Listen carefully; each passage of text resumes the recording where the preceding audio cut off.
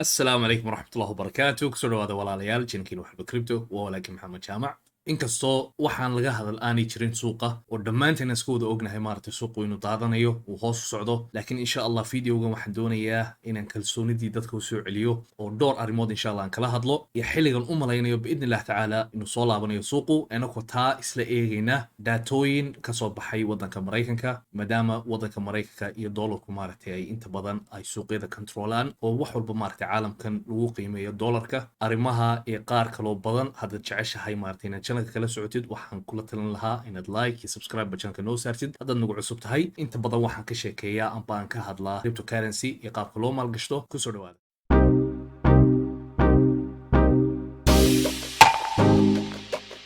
warkan haddaan nala sheergareeyo waxaa ku qoran halkan bitcoin on chain analysis numbers of new wallets reached new all time high dadka iibsanaya bitcoinka ee cusub ayaa all time high buu gaadhay amba adressyada maaragtay bitcoinka cusub ee la furanayo ee la samaysanayo wuxuu gaadhay all time high warkaasina had iyo jeer analysisku amba dadka maaragtay khubarada ah si wanaagsan ayay u eegaan taasoo kuu sheegaysa maaragtay in weli ay dadkii kalsoonidii suuqa maaragtay weli ay ku jirto oo dadku ay danaynayaan in bitcoinka iyo ethereumka iyo coinaka waaweyn inay urursadaan si biidni illah tacaala buurarka soo socda ay uga faa'iidaystaan biidni illah tacaala sida wada ogtihiin dhammaantiin maanta waxa soo baxaya warka Federal Reserve Bank oo maraykanka taasoo ay ku shaacinayaan inay sicirka faa'iidada ay kordhinayaan wax gaadhaya 0.75% oo halka tirada dhan interest rate-ka gaadhsiin karta 2.5% sida halkan warkan aynu ku aragno interest rate-ka wuxuu soo baxi doonaa 9 waqtiga Soomaaliya ee maanta Arbacada ah taasoo loo malaynayo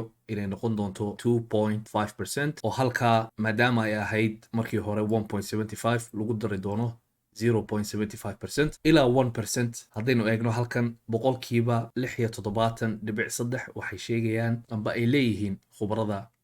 financialka in lagu kordhin doono 0.75% boqolkiiba 24% na waxay leeyihiin intaa way ka badan doontaa oo 1% baa lagu kordhinayaa amba tirada guud ee interestka waxay noqon kartaa 2.75 arrintaas oo aynu wada ognahay interest rate-ka haddii la kiciyo inay maaragtay suuqyada saameyn xun ay ku samayn karto suuqyada oo dhan maaragtay hoos wada qabanayaan amba ay daadanayaan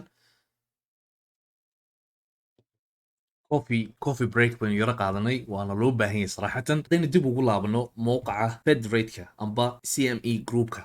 oo had iyo jeer maaragtay qaraarada interest rate-ka ay dadka khubarada ahi ay ka dhiibtaan ra'yigooda haddaynu eegno bilooyinka soo socda amba interest rate-yada soo socda waxaanu arkaynaa September inay weli sarkici maaragtay ay isku haystaan oo ay leeyihiin dadku amba khubaradaasi sarakac baa laga sugaya interest rate-ka arrintaasna hadday sii socoto suuqyadu down bay ahaanayaan ilaa iyo July 2023ga taariikhda iga qorta biidni illah tacaala July 2023 laga bilaabo sababahan u leeyahay uu ku soo laabanayaa sidiisii hore oo sarakac buu samayn doonaa waxaa ka mid ah interest rate-yada oo codadkii ay si waalan u kala qaybsameen taasoo boqolkiiba 29 ay leeyihiin interest rate wuxuu noqonayaa 3% ilaa 3.25% inta kalena ay leeyihiin waa lasii kicinayaa oo ilaa waxay gaari kartaa 3.50% marka maadaama codadkii ay sidaa u kala qaybsameen taasi waxay noo sheegaysaa in suuqyada biidni illah tacaala dhammaadka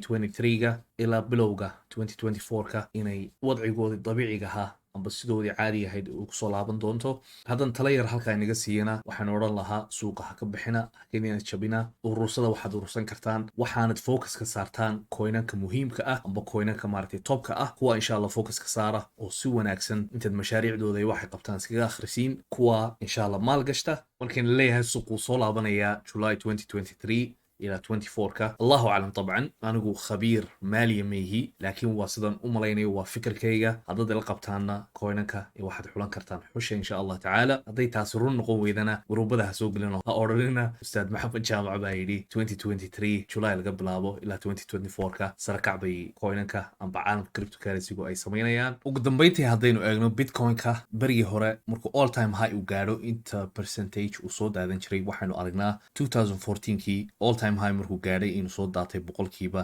86% 2017 kiina markuu gaadhay 20,000 wuxuu soo daatay wax gaadhaya 84% waxaana ku qaadatay muddo gaaraysa 470 cisho inuu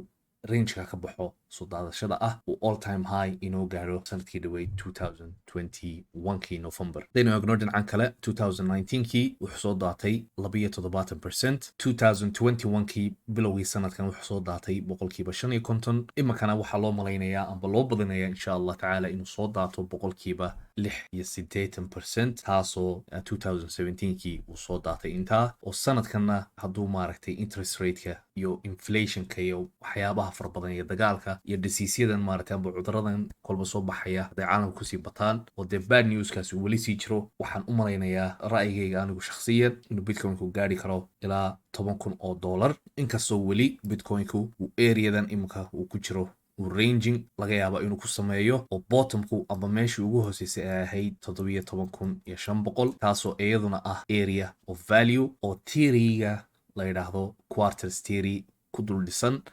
oo halkaasi ay tahay rubuc u dhexeeya maaragtay 20,000ka ilaa iyo $10,000. taasina waa possibility, laakiin inta loo badanayo amba possibilityga weyn waxa weeye ilaa iyo $10,000 inuu soo taabto bitcoinku, kadibna biidni illah tacaala sidaan sheegay 2023 nihaayadiisa ilaa 2024